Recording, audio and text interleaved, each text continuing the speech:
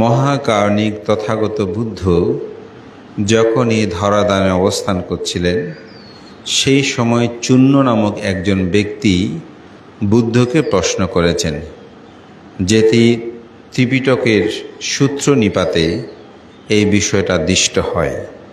তো বুদ্ধকে তিনি প্রশ্ন করলেন, জগতে কয় প্রকার শ্রমণ আছে? বুদ্ধকে তিনি সরাসরি জিজ্ঞাসা করছেন যে তথাগত বুদ্ধ, জগতে কয় প্রকার শ্রমণ আছে? তো শ্রমণ বলতে আমরা শুধুমাত্র যারা দশশীল প্রতিপালন করে প্রব্রজিত হয় তাদেরকে আমরা শ্রমণ বলি, কিন্তু বৌদ্ধ ধর্ম দর্শনে বুদ্ধকেও কিন্তু অনেকে শ্রমণ বলতো, হে মহাশ্রমণ, অনেকে সেটা ডাকত। যারা বুদ্ধের সাথে হয়তো আগে কখনো দেখা হয়নি, তো দেখলে সন্ন্যাসীদেরকে মূলত শ্রমণ হিসেবে ডাকত। তো যার কারণে চুন্দু তথাগত বুদ্ধকে প্রশ্ন করছেন যে তথাগত বুদ্ধ, জগতে কয় প্রকারের শ্রমণ আছে?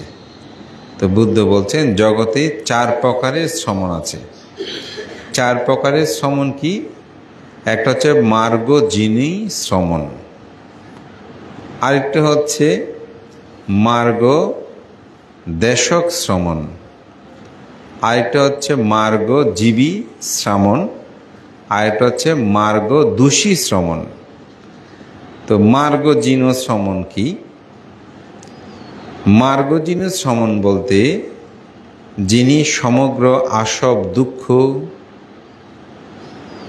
ক্ষয় করেছেন, যিনি নির্বাণ ধর্ম আবিষ্কার করেছেন, লাভ করেছেন, যিনি সমস্ত দুঃখকে ছেদন করে চির দুঃখ থেকে মুক্ত হয়ে বিমুক্তি লাভ করেছেন, তাকে বলা হয় মার্গ জিন শ্রমণ।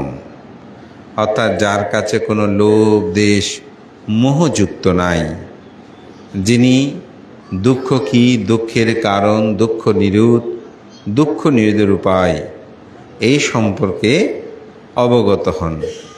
এক কথায় আমরা তাকে বুদ্ধ অথবা অরহত যেগুলো আমরা বলি, সেরকম যারা হন তাদেরকে বলা হয় মার্গ জিন শ্রমণ। অর্থাৎ তিনি সমগ্র আসব দুঃখকে ক্ষয় করেছেন। তো মার্গ দেশক শ্রমণ কি?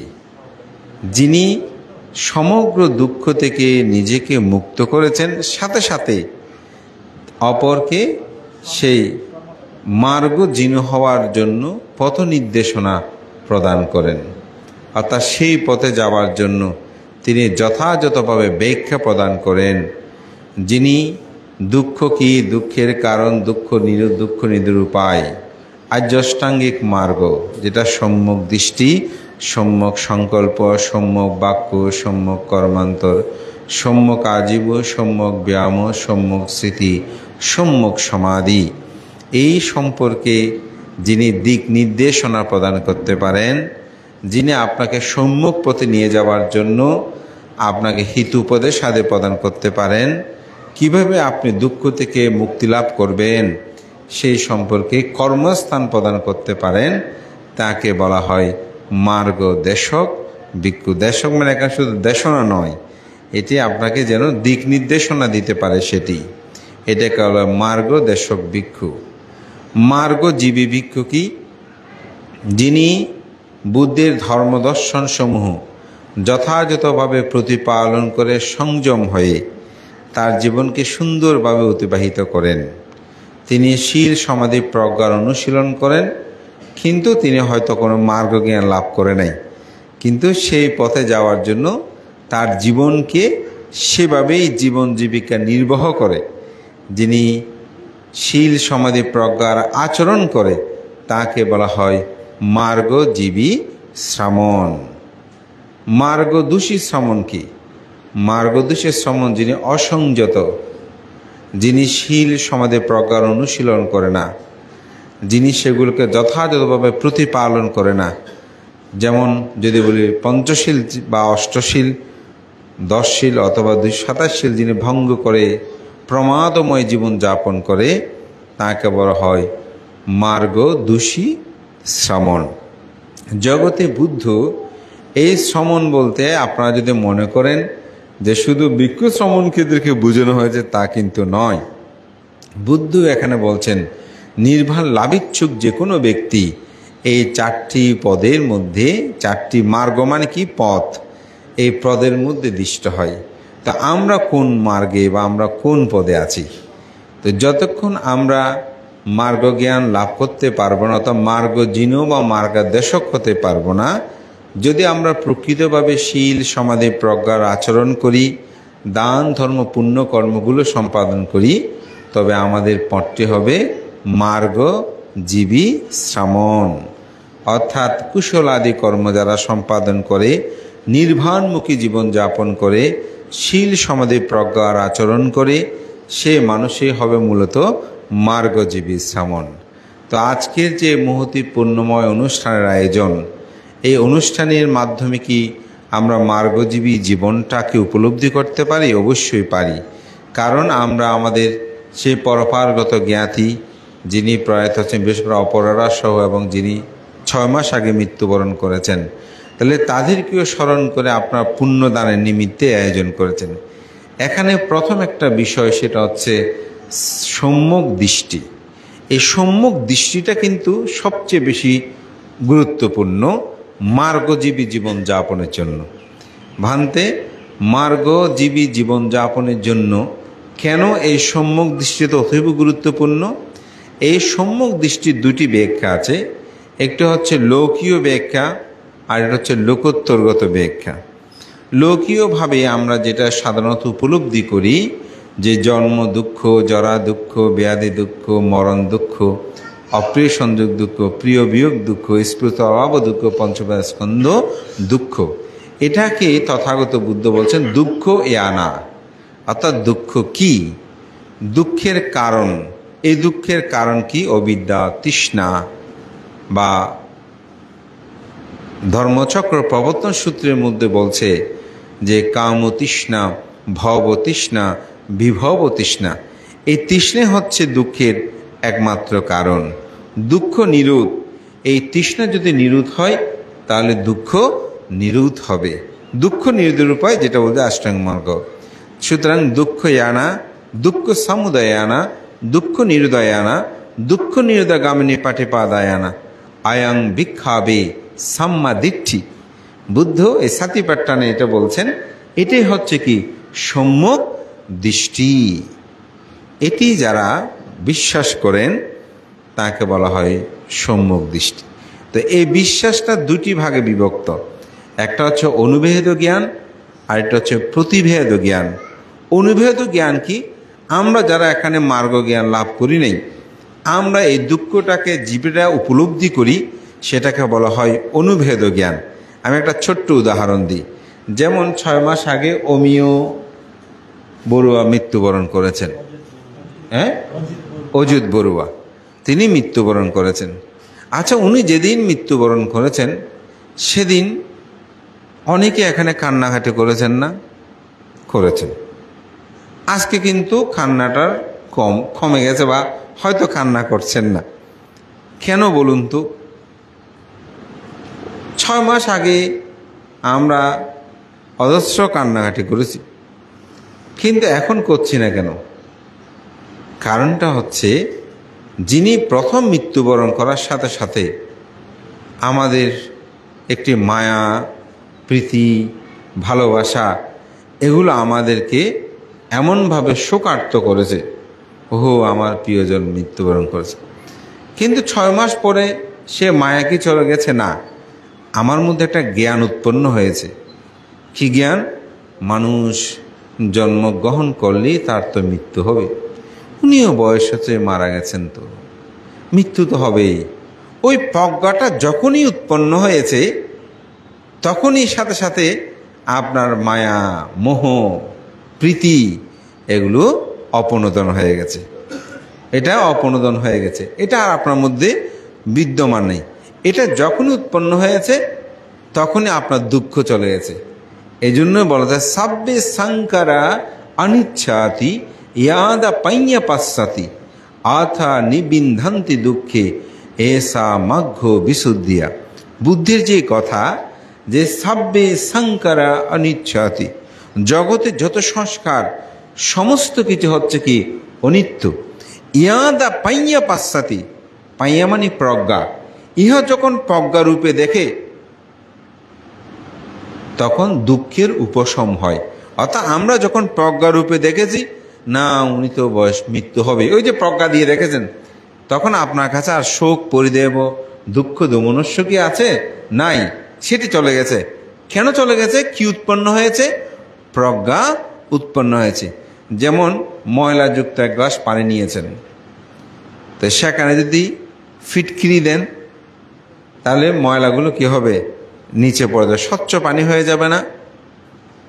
ঠিক আমার মনের মধ্যে যে দুঃখটা উৎপন্ন হয়েছে, সেখানে যখন প্রজ্ঞারূপে ফিটকিরিটা আমি দিয়েছি তখন সে দুঃখগুলো অপনোদন হয়ে গেছে, সেগুলো আর নাই।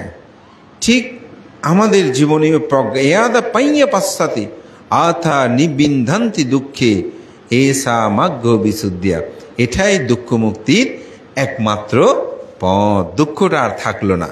তো সেজন্য 6 মাস আগে আমাদের প্রজ্ঞাটা উৎপন্ন হয়, যখনই আস্তে আস্তে প্রজ্ঞাটা উৎপন্ন হয়েছে তখন আমাদের দুঃখটাও কি হয়েছে? অপনোদন হয়েছে। অর্থাৎ নিজেকে, এটা অনেকটা বলা যায়, অনেকে বলে সান্ত্বনারই, যে মনে না মানুষ তো মৃত্যুবরণ করবেই, এটি তো জগতের ধর্ম। তাহলে এই প্রজ্ঞাটা যখনই আপনার অন্তর জগতে পতিত হয়েছে, জাগ্রত হয়েছে, তখনই দুঃখটা কি হয়েছে? উপনোদন হয়েছে। তাহলে আমরা যেই জানাটা জেনেছি এটা মূলত হচ্ছে অনুভেদ জ্ঞানে দেখা। আবার মাঝে মধ্যে স্মৃতির মনে পড়লে আবার কান্নাও করছি। কেন? প্রজ্ঞাটা কি থাকে না? স্থির থাকছে না। এটা স্থির থাকছে না, এটা আবার পরিবর্তন হচ্ছে। এটা হচ্ছে অনুভেদ জ্ঞানে দেখা। প্রতিভেদ জ্ঞান কি?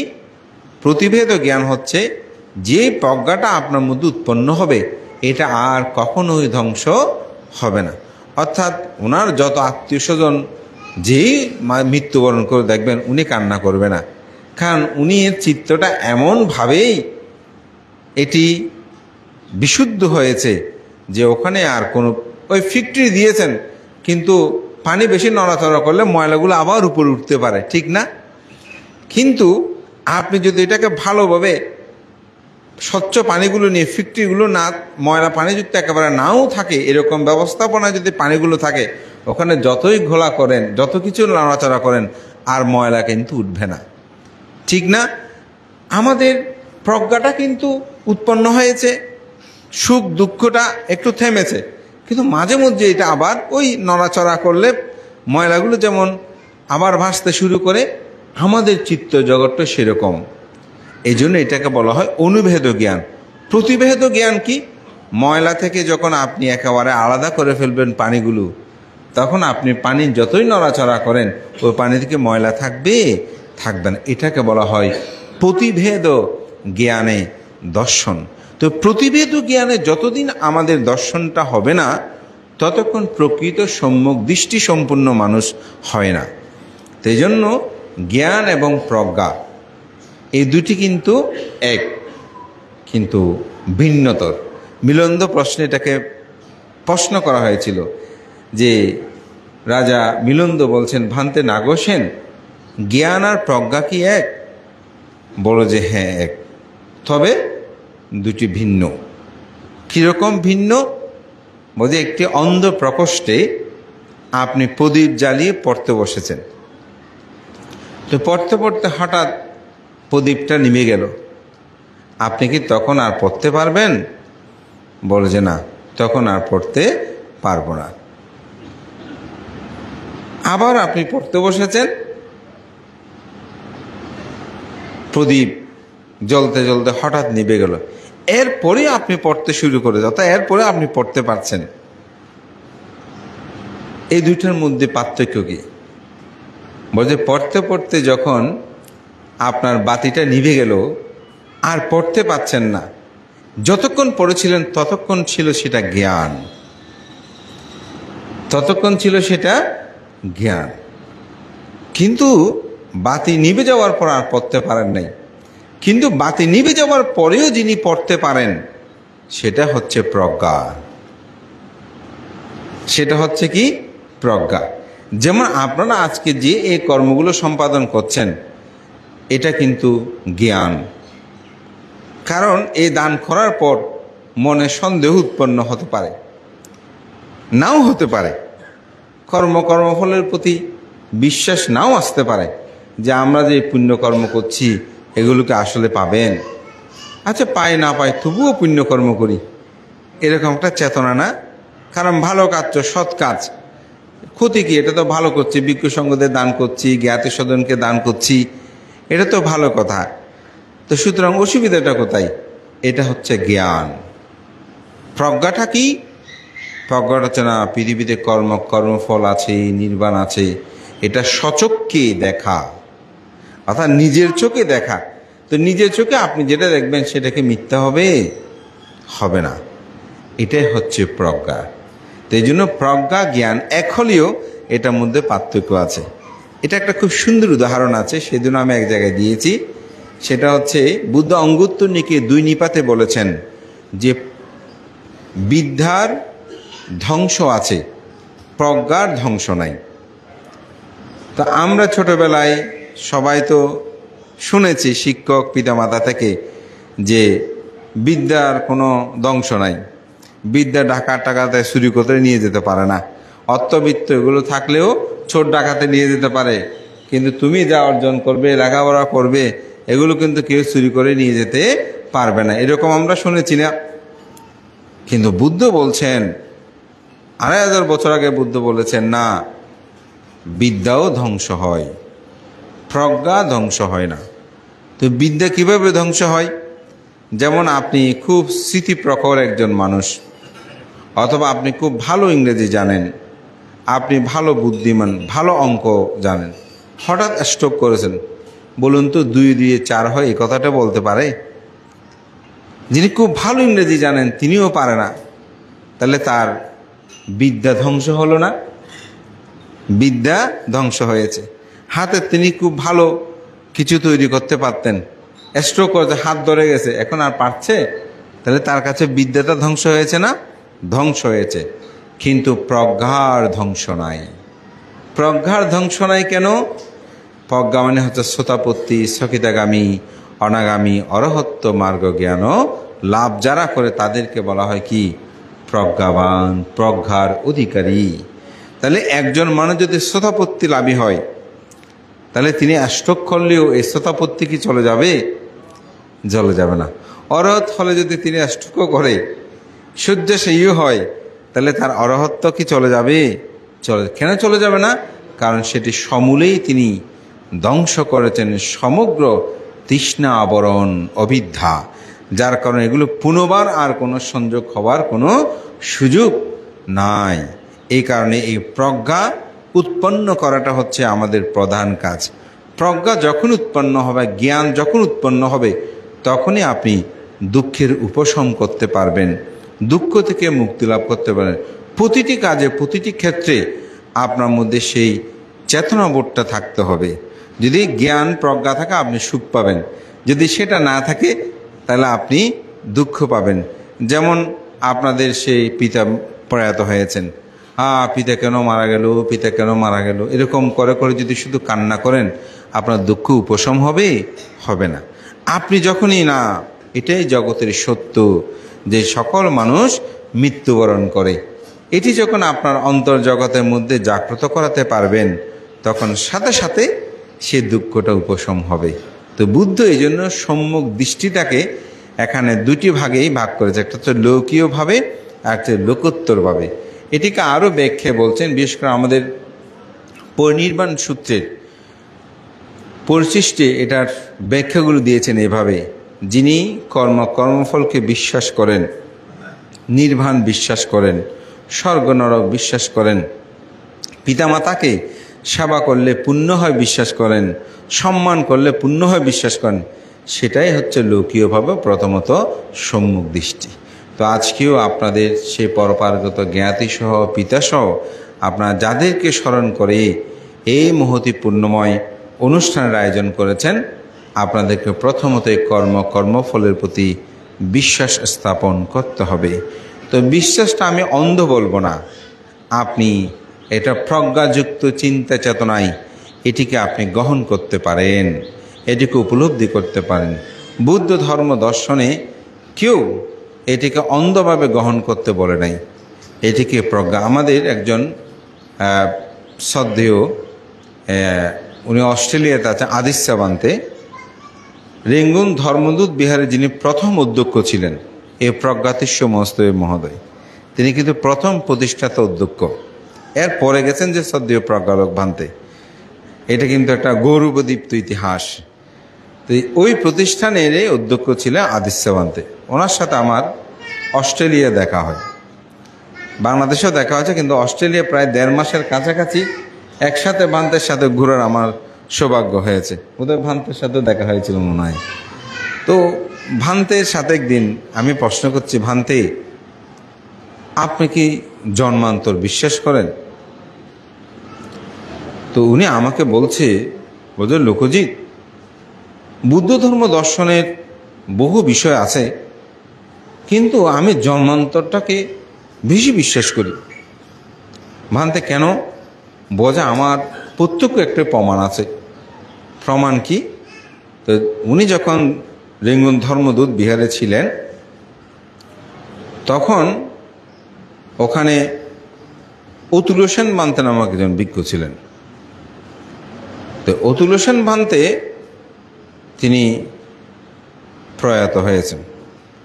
তিনি প্রয়াত হওয়ার পর ওনার যে রুম ছিল, সে রুমটা একজন অধ্যক্ষ মারা গেলে স্বাভাবিকভাবে একটু পরিষ্কার পরিচ্ছন্ন করে, এটাকে এর পরবর্তী যিনি অধ্যক্ষ উনি ওনার মতো করে সাজিয়ে নেয় স্বাভাবিকভাবে। তো এইভাবে রুমটা একটু পরিবর্তন করে সাজিয়ে টাজিয়ে নিল ওনার আরেকজন শিশু সৌমেদানন্দ ভান্তে। সম্ভবত সৌমেদানন্দ ভান্তের বাড়ি কানাই মাদারি। তো ভান্তে ওটা একটু পরিবর্তন করে ওখানে নিয়েছে। তো নেওয়ার পরে ঠিক 4-5 বছর পর একটা ছেলে, সে বাড়িতে প্রায় সময় বলে, এটা আমার বাড়ি না, আমি অমুক জায়গায় যাব, বিহারে যাব, এরকম করে থাকে। তো এখন শেষে মা বাবা তাকে বিহারে নিয়ে আসলো একদিন। তো নিয়ে এসে সে নাকি ওই অতুল সেন ভান্তে যেভাবে পিছনে হাত দিয়ে হাঁটে ঠিক সেভাবে হেঁটেই, অথচ এই ছেলের সৌমেদানন্দ ভান্তের নামও জানে না, জানার কথাও না, কিন্তু সে পিছনে হাত দিয়ে বলে যে বুদ্ধের রুমে নিয়ে গেছে, সে সেখানে যেতে চায় না, বলে আমার রুম এদিকে, আমাকে এদিকে নিয়ে যাও। পিছনে হাত দিয়ে সেভাবে রুমে সৌমেদানন্দ ভান্তেকে যেভাবে ডাকতে, হে সুমেদু, হে সুমেদু, ঠিক সেভাবে ভান্তেকে হে সুমেদু, হে সুমেদু বলে ডাকতে শুরু করেছে। সবাই এটা অবাক হয়ে গেছে। ভান্তে বলছে, লোকজিৎ আমি অবাক হলাম, এটা কিভাবে সম্ভব? একদম ভান্তে যেরকম সেভাবে পিছনে হাত দিয়ে ঘুরে ঘুরে বলে, এটা আমার রুম, আমি এখানেই থাকবো, তুমি আমার খাটগুলো এরকম পরিবর্তন করেছে কেন? এটা এভাবে করো, এভাবে ছিল। বলছে ও তো এই রুমে কখনো আসে নাই, ও কিভাবে জানে? বলছে এই জন্য আমি জন্মান্তর কি এটা বিশ্বাস করি। তা আমি বলছি এটাই, আমাদের জন্মান্তর, কর্মবাদগুলো তো আপনারা বুঝেন, দেখেন কর্ম আমরা দেখছি না, অনেকগুলো কর্ম দেখা যায়। তো একজনে শাশুড়ি মাকে মেরেছে, তো আমার বলতে বানতে শুনেছেন অমুক অমুককে মেরেছে? হ্যাঁ শুনলাম। তো বদবান্তে কর্মফল কীরকম কর্ম? বদবান্তে ওর শাশুড়ি মাকে মেরেছিল, এখন ওকেও মারছে। আপনি কি নিজের চোখে দেখেছেন নাকি শুনেছেন? বদবান্তে আপনি কি বললেন? আমি আপনাকে মিথ্যা বলবো? আমি নিজের চোখে দেখেছি ওর শাশুড়ি মাকেও মারতে। বলো যে বান্ধব আপনাকে যে ধর্মদর্শনায় বলেন কর্মফল ভোগ করতে হয়, এটা বান্ধব প্রত্যক্ষ। তা আপনি এই বিষয়গুলো যখন বিচার করবেন, তখন আপনি কর্মফলটাকে বিশ্বাস করবেন।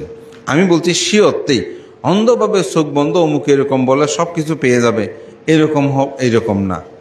আপনি সেটাকে কর্মফলের সাথে এটা সম্পর্কযুক্ত কিনা এই বিষয়টা অনুধাবন করতে হবে।